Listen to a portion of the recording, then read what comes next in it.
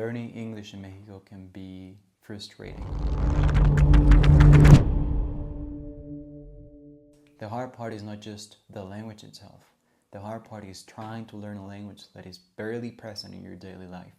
Because when you live in Mexico, your world naturally happens in Spanish. Your home is in Spanish, your streets are in Spanish. So even if you care deeply about English, even if you study, even if you love the language, once the video ends or the lesson is over, life goes back to Spanish. And that matters more than people think. A widely repeated estimate in Mexico says that only around 5% of the population speaks English. And more recent proficiency data still places the country in a very low band overall. So the problem is not, why am I not improving? Sometimes the real question here is, how am I supposed to build fluency when the language is almost never around me in real life? And that changes everything. Because language learning is not just about studying.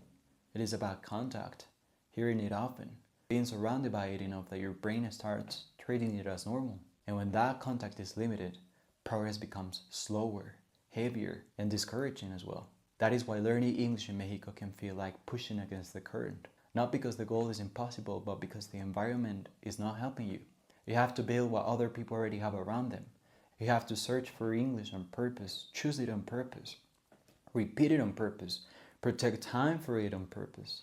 Because it's one thing to study a language and it's another thing to build an entire environment almost by yourself. And that is the part that feels lonely. Not dramatic, no tragic, just lonely.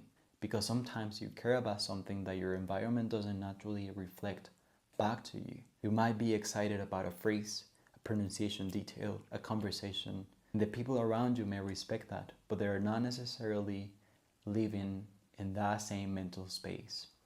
So progress starts happening in private, quietly, inside your headphones, inside your notes, inside your routines, and that can make the process feel invisible. That to me is one of the hardest parts of learning English in Mexico. Not that you're doing nothing, but that you can be doing a lot and still feel like the language is far away. Because you're not failing, you're just trying to grow in a place where the language doesn't naturally meet you halfway. And that creates a very specific kind of frustration. So the process can feel slow even when it's working. And that's another hard truth. A lot of language growth is invisible while it's happening. You don't always notice it in the moment. Sometimes it looks like nothing. Then one day you catch a phrase without translating. You notice that English doesn't feel as distant as it used to. And that's when you realize that it has been working. Just quietly. I think that's why learning English in Mexico can teach you more than a language. It teaches you how to keep going without a perfect environment.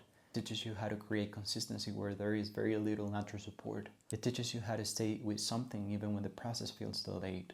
And I think that kind of effort changes you. Not in a dramatic way, but in a deeper way. Because when you build a language in a place where the language is almost never around you, you develop patience, you develop discipline.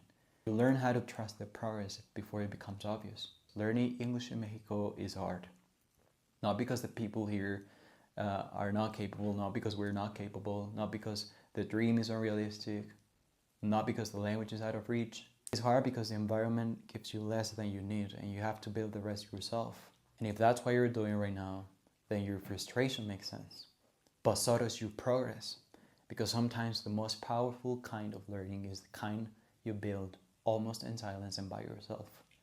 And that might be exactly why, when it finally starts to click, it feels so meaningful.